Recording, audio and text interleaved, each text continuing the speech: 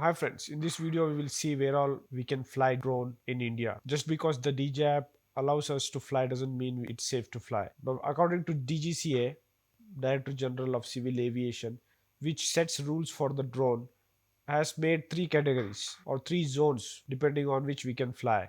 So for the inner zone where we have the airport, up to 5 kilometers we cannot fly, and that's red zone. So in red zone we cannot fly drone at all. It's called authorization zone. DJI app might send you OTP and make you confirm that you are authorized to fly.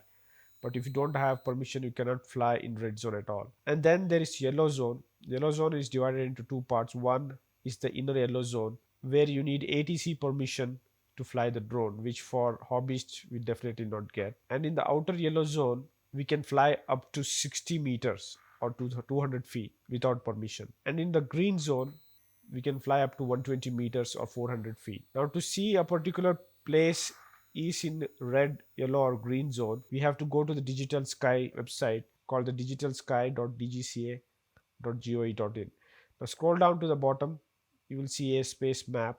Now, here search for the location where you want to fly. For example, if you want to fly in Jayanagar,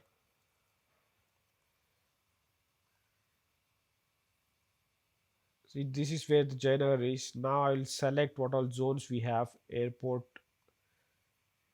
we see that it's in the inner yellow zone, and we cannot fly in inner yellow zone without ATC permission. We outside of Jayanagar, which is JP, we can fly up to 60 meters. In red zone, we definitely cannot fly. And in the green zone, we can fly, provided it's not a reserve forest or an ASI monument or a private property. So we need special permission for that. Other than that, if you are climbing up a hill or a mountain and you want to take drone shots from there, if some guard comes and tells you you cannot fly there, then you can educate him by saying that in the map it's green zone, and hence you can fly up to 120 meters.